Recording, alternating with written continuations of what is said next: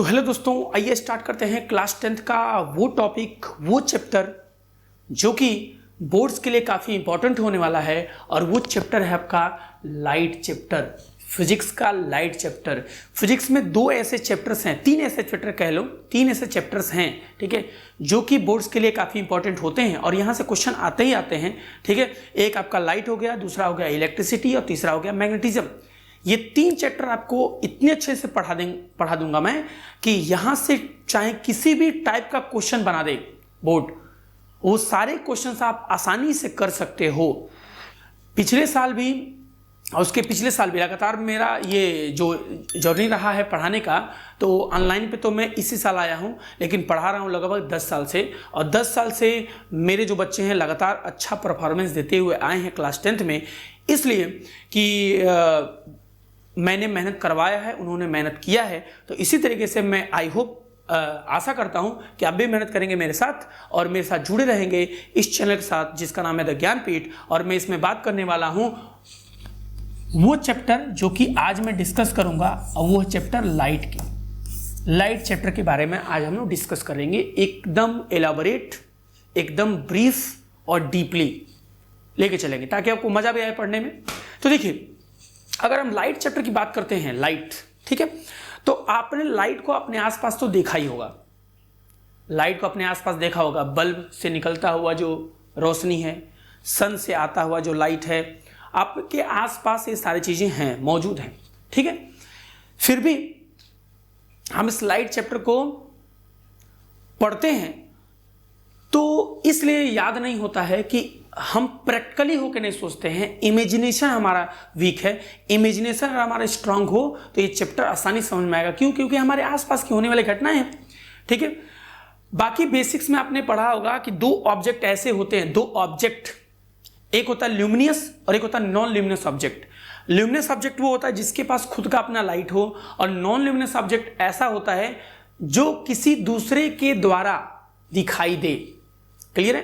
तो कुल मिला के दोनों में क्या है? लाइट ही तो है। एक जिसके पास खुद का लाइट है और उसके वजह से कोई दूसरा दिखाई दे रहा है तो नॉन ल्यूमिनियस है। तो इस लाइट चैप्टर में सबसे पहले हम लोग बात करने वाले कि लाइट एक्चुअली में होता क्या है, क्या होता है ये लाइट। क्या ये केवल नाम है कि ये कोई होने वाली घटना है जिसको हमने लाइट बोल दिया? क्लियर है? जैसे कि आपने जन्म लिया तो आपका नाम रखा गया रोहन, सोहन, मोहन, रितेश, मुकेश, दिनेश, जो भी रखा गया ना, क्लियर है? ये नाम आपके गुण के ऊपर रखा गया होगा, मान के चलते हैं। ऐसे तो आज के टाइम में नहीं रखा जाता, जो मन किया वही रख दिए, लेकिन अगर गुण के ऊपर रखा गया होगा तो वही नाम आपका ओरिजिनल नाम होगा। उसी तरीके से लाइट भी किसी गुण के आधार पे, किसी प्रॉपर्टी के आधार पे एक नाम रख दिया, केवल नाम है, लाइट केवल नाम है, ठीक है। ये नाम आया कहां से, कैसे बना, तो आइए इसको समझते हैं हम, ठीक है। देखिए, अगर हम सन की बात करें तो सन से निकलता है बहुत ज्यादा इंटेंसिटी से लाइट निकलता है जो हमारे अर्थ तक पहुंचता है। तो आखिर सन के पास ऐसा है क्या? तो जब आप पढ़ोगे इसको थोड़ा सा डीप जाके और आपको समझ में आएगा। देखिए, सन से जो निकलने वाले जो लाइट होती है वो एक्चुअली में लाइट दिखती कैसे है, ये लाइट हमें नजर कैसे आ रहा है, तो ध्यान दीजिएगा। सन के पास है ढेर सारी एनर्जी और ये एनर्जी का पैकेट लगातार फेंक रहा है, एनर्जी का पैकेट लगातार फेंक रहा है। अब ये एनर्जी बनता कैसे है, तो मुझे प्लाज्मा आपको समझाना पड़ेगा। तो प्लाज्मा आपने पढ़ा ही होगा कि प्लाज्मा क्या होता है, ठीक है। तो आइए समझते हैं। तो प्लाज्मा की वजह से जो भी एनर्जी निकल रही है तो वो एनर्जी एक पैकेट के रूप में निकल रही है, पैकेट के रूप में। जो भी सन से एनर्जी निकल रही है वो पैकेट के रूप में निकल रही है, पैकेट के रूप में निकल रही है। इसी पैकेट को हम लोग कहते हैं फोटोन। फोटोन, तो फोटोन भी एक पार्टिकल, हम बोल सकते हैं कि फोटोन एक पार्टिकल है। तो लगातार सन से क्या निकल रहा है? फोटॉन्स निकल रहे हैं। चूंकि इसका मास बहुत ही ना के बराबर होता है, ना के बराबर, बहुत नेग्लिजिबल मास इसका होता है, क्लियर है। तो सन से निकल रहे हैं ढेर सारे फोटोन। फोटोन क्या है? Packet of energy. फोटोन क्या है? Packet of energy. और यही एनर्जी जब वैक्यूम से आ रहे होते हैं तो वैक्यूम में होता है, वैक्यूम में क्या होता है भाई साहब, एम्प्टी स्पेस, खाली जगह है, कोई यहाँ पे एयर नहीं है, कोई डस्ट नहीं है, कोई पार्टिकल नहीं है, इसलिए जब ये यहाँ से निकलता है तो किसी से टकराता नहीं है। लेकिन जैसे ये हमारे एटमॉस्फेयर में इंटर करता है तो हमारे एटमॉस्फेयर में क्या है भाई साहब, हमारे एटमॉस्फेयर में है ढेर सारे डस्ट, ढेर सारे पार्टिकल। उन डस्ट या उन पार्टिकल से जब ये फोटोन टकराता है तो फूट जाता है, समझिए ब्लास्ट हो जाता है। अब ब्लास्ट होने से स्पार्क क्रिएट होता है और वही स्पार्क हमें लाइट के रूप में नजर आता है। जैसे कि आप समझ सकते हैं इसको कि आप दो तार लें और दोनों तार को ऐसे आप क्या करें, आपस में टच कराएं तो स्पार्क निकलेगा, और वो जो स्पार्क निकलेगा वो कैसा दिखेगा, लाइट के जैसा दिखेगा। सिंपल सी बात है। तो यहीं से हमारी लाइट आती है। तो इसीलिए इस लाइट को हमने क्या बोला है कि light is a form of energy. Light is a form of energy, कि लाइट जो है वो एनर्जी का ही फॉर्म है। ये एनर्जी कहाँ से मिल रहा है, सन से। तो लाइट जो है वो एनर्जी का ही एक फॉर्म है। साथ में लाइट हमेशा कैसे चलता है, स्ट्रेट लाइन में चलता है, स्ट्रेट लाइन में चलता है। लाइट कैसे चलता है भाई साहब, स्ट्रेट लाइन में चलता है, ऐसे टेढ़ा मेढ़ा होके नहीं जाता है। क्लियर, लाइट हमेशा कैसे चलता है, स्ट्रेट लाइन में चलता है। दूसरा, लाइट आपने देखा होगा कि सन से लाइट कितनी जल्दी हमारे अर्थ तक पहुंचती है, तो सोचो इसका स्पीड कितना ज़्यादा होता होगा, तभी तो पहुंचेगी। तो जो लाइट की स्पीड होती है 3 × 10⁸ मीटर पर सेकेंड होता है। लाइट की स्पीड होती है 3 × 10⁸ मीटर पर सेकेंड। इसी स्पीड से सन की लाइट अर्थ तक पहुंचती है। या बल्ब से जो निकलने वाली लाइट है, इस लाइट का भी स्पीड वही है। तो कहीं भी जो भी आप लाइट देख रहे हो सबकी स्पीड कितनी है, 3 × 10⁸ मीटर पर सेकेंड होती है, जो कि होती है एयर या वैक्यूम में, एयर या वैक्यूम में। ठीक है, ये आपको बोलना पड़ेगा एयर या वैक्यूम में, नहीं तो यही लाइट अगर ग्लास में चली जाएगी, वाटर में जाएगी, तो इसकी स्पीड थोड़ी कम हो जाती है। अब आगे बात करते हैं। साथ में इस लाइट को और हम लोग क्या कहते हैं, तो भाई साहब लाइट एक पार्टिकल है, और जब ये पार्टिकल चलता है तो अपने साथ इलेक्ट्रिक फील्ड और मैग्नेटिक फील्ड दोनों बना देता है। अपने साथ इलेक्ट्रिक फील्ड भी लेके चलता है और मैग्नेटिक फील्ड भी लेके चलता है। क्लियर है। तो इसलिए इस लाइट को इलेक्ट्रोमैग्नेटिक और साथ में क्या कहते हैं, वेव कहते हैं। मतलब लाइट वेव भी है। लाइट के पास डुअल नेचर होता है, पार्टिकल नेचर और वेव नेचर। क्लियर है। तो वही पार्टिकल नेचर वेव नेचर में बदल जाता है जब वो एक्सेलरेट कर जाता है। तो क्लियर है। तो लाइट के पास डुअल नेचर होता है, पार्टिकल नेचर भी होता है और वेव नेचर। मतलब लाइट पार्टिकल भी है और वेव भी है। ये आप हायर क्लास में जाओगे तो वहां पे सुनने को आपको मिल जाएगा। तो light is electromagnetic wave. The speed of light is 3 × 10⁸ metre per second. The motion of the light is always straight line and it is a form of energy। ये सब इसकी क्या है, छोटे छोटे प्रॉपर्टी है, वो आपको बस इतना समझना है। ठीक है। फिर आते हैं मुद्दे की बात करते हैं। सीधे हम लोग स्टार्ट करते हैं रिफ्लेक्शन स्टार्ट करते हैं। अब देखिए, जब ये चैप्टर आप पढ़ेंगे रिफ्लेक्शन, तो एक वर्ड और दिमाग में गूंजने लगता है, रिफ्रैक्शन गूंजने लगता है। ठीक है। तो इसको समझेंगे कैसे, देखिए इसमें REF है, इसमें भी REF है। इसमें F के बाद क्या आया, L आया, L। इसमें F के बाद क्या आया, R आया। तो L ये है ल से क्या होगा, लौट आना। ध्यान दीजिएगा, लौट आना। ठीक है। तो when light strike on any plane surface then it bounce back their own medium. अपने ही मीडियम में वापस लौटना रिफ्लेक्शन कहलाता है। क्लियर है। जब लाइट जाके किसी सरफेस पे गिरेगा, टकराएगा, टकराने के बाद जब लौटेगा तो उसी को कहते हैं रिफ्लेक्शन। लौट आना, रिफ्लेक्शन। और यहां पे क्या है भाई, R। तो इसको आप ऐसे याद करेंगे, R से R पार। जब लाइट क्या हो जाए, R पार हो जाए, एक मीडियम से दूसरे मीडियम में चली जाए, एयर से ग्लास में चली जाए, ग्लास से वाटर में चली जाए। क्लियर है। तो इस घटना को रिफ्रैक्शन कहते हैं। और इस घटना में होता क्या है, लाइट अपने पाथ से थोड़ा बेंड होती है, क्लियर है। तो रिफ्रैक्शन जो है बेंडिंग ऑफ लाइट भी है, रिफ्रैक्शन क्या है, बेंडिंग ऑफ लाइट भी है। लेकिन ओरली ऐसे नॉर्मली समझाने के लिए मैंने बोला रिफ्लेक्शन में एल आता है, एल से होता है लौट आना, मतलब जब लाइट किसी सरफेस से टकराती है तो टकराने के बाद अपने मीडियम में लौट आती है, उसे रिफ्लेक्शन कहते हैं। और वही जब लाइट किसी मीडियम पे गिरती है तो गिरने के बाद दूसरे मीडियम में इंटर कर जाती है, एयर से ग्लास में चली जाती है या एयर से वाटर में चली जाती है, तो इस घटना को कहते हैं आर पार, रिफ्रैक्शन कहते हैं। क्या कहते हैं, रिफ्रैक्शन, ठीक है। तो यहाँ सबसे पहले हम लोग बात करेंगे किसकी, रिफ्लेक्शन के बारे में बात करेंगे।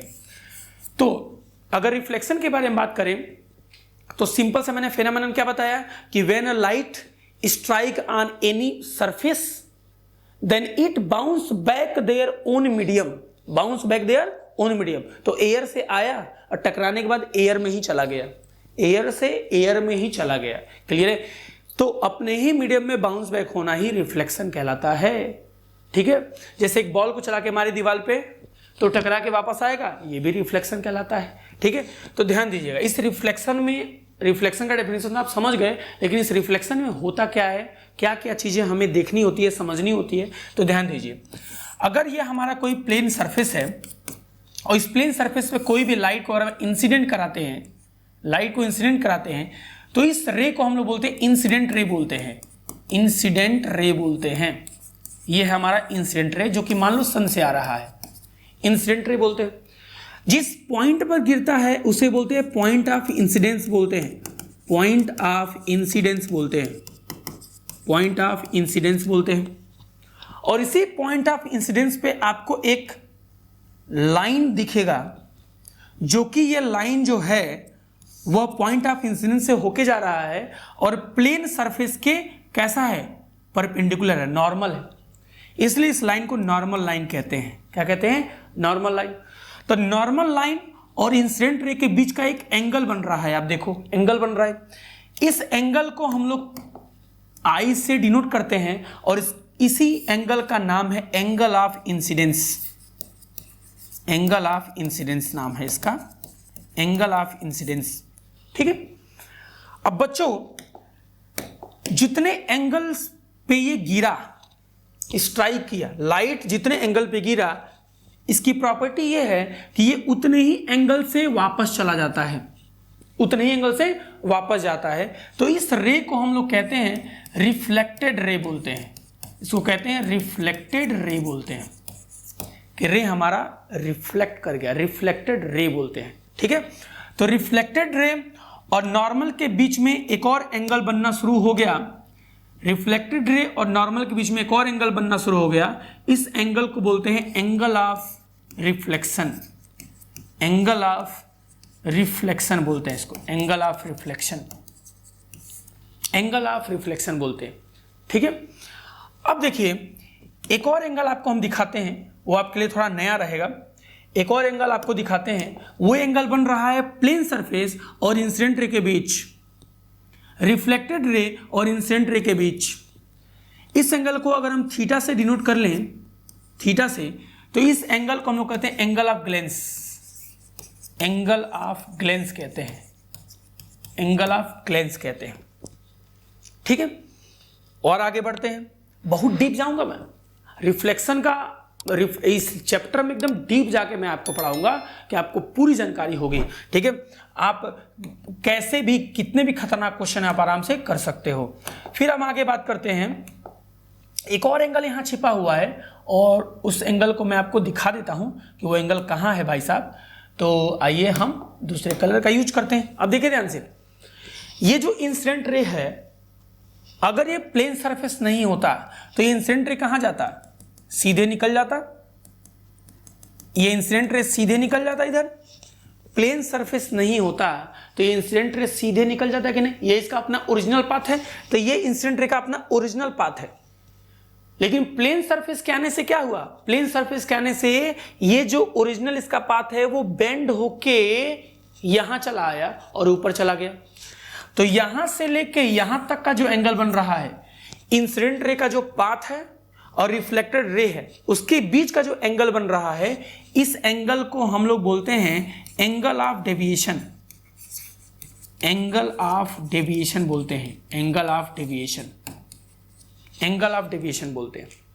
ठीक है, अब इसके लॉ के बारे में बात करेंगे कि इसका लॉ क्या कहता है, इसमें क्या क्या लॉ है। तो भाई साहब लॉ आपको साफ साफ इसमें दिखेगा। पहला लॉ इसमें यह है कि जो इंसिडेंट रे है, जो रिफ्लेक्टेड रे है और जो नॉर्मल है जो कि पास कर रहा है पॉइंट ऑफ इंसिडेंस से, वो सभी के सभी एक ही प्लेन में लाई करते हैं, सभी के सभी एक ही प्लेन में लाई करते हैं। तो बोलेंगे incident ray, reflected ray and normal which is passes through the point of incidence are lie on the same plane. Clear है। और जो दूसरा इसका लॉ है, दूसरा लॉ वो आपको साफ साफ दिख रहा होगा क्या, कि जितने एंगल पे ये गिरा उतने एंगल से रिफ्लेक्ट हुआ, मतलब कि जो एंगल ऑफ इंसिडेंस है, जो एंगल ऑफ इंसिडेंस है वो एंगल ऑफ रिफ्लेक्शन के ही बराबर होता है, एंगल ऑफ रिफ्लेक्शन के ही बराबर होता है। ठीक है, तो पहला लॉ क्या है, incident ray, reflected ray and normal which is passes through the point of incidence all lie on the same plane. And second law क्या है, the angle of incidence is equal to angle of reflection. Clear है। अब इसके ऊपर questions भी मैं आपको बहुत सारा अलग अलग तरीके का कराऊंगा, हर एक केस का क्वेश्चन कराऊंगा, एक डेमो में दिखा देता हूं, बाकी बातें बाद में अगले वीडियो में मैं करूंगा। जैसे डेमो ये है कि मान लो ग्राउंड है, ठीक है, ध्यान दीजिएगा, ये मान लो हमने ग्राउंड लिया और इस ग्राउंड से हमने एक मिरर लगाया, ये मिरर है मान लो, और मिरर लगाया हमने मान लो 30 डिग्री पे मिरर लगा दिया। ठीक है, ये मिरर है जो कि ग्राउंड से कुछ ऐसा इंक्लाइंड है। ठीक, अब इस मिरर के ऊपर हम एक लाइट को गिराते हैं, तो मान लो लाइट आके गिरा कुछ ऐसे, ये इंसिडेंट रे हो गया, इंसिडेंट रे हो गया, इंसिडेंट रे, इंसिडेंट रे हो गया। तो इसमें पूछेगा बताइए आई यहां पे कितना होगा और आर कितना होगा।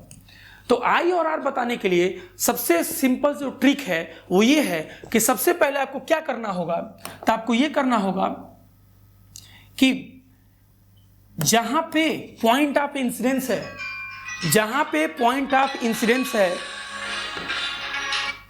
जहां पे पॉइंट ऑफ इंसिडेंस है, सॉरी बीच में कॉल आ गया था, जहां पे पॉइंट ऑफ इंसिडेंस है वहां पे आपको एक नॉर्मल ड्रॉ करना होगा।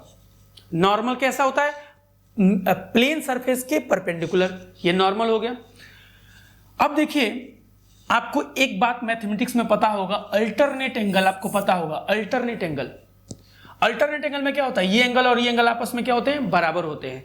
तो यहां आप देखो तो ये भी अल्टरनेट एंगल बन रहा है, अल्टरनेट एंगल बन रहा है, तो ये 30 है तो यहां भी क्या होगा 30। और जरा देखो ये नॉर्मल है तो यहां से लेके यहां तक क्या होता है 90 डिग्री होता है, तो ये बीच वाला एंगल कितना होगा 60 डिग्री। तो जितना एंगल ऑफ इंसिडेंस उतना ही एंगल ऑफ रिफ्लेक्शन, इसलिए आई भी 60 डिग्री होगा और आर भी क्या होगा 60 डिग्री होगा। तो इसी तरीके से और भी बहुत सारे क्वेश्चंस में अगले वीडियो में मैं लगातार कराऊंगा। तो अभी के लिए thank you so much, bye bye, जय हिंद।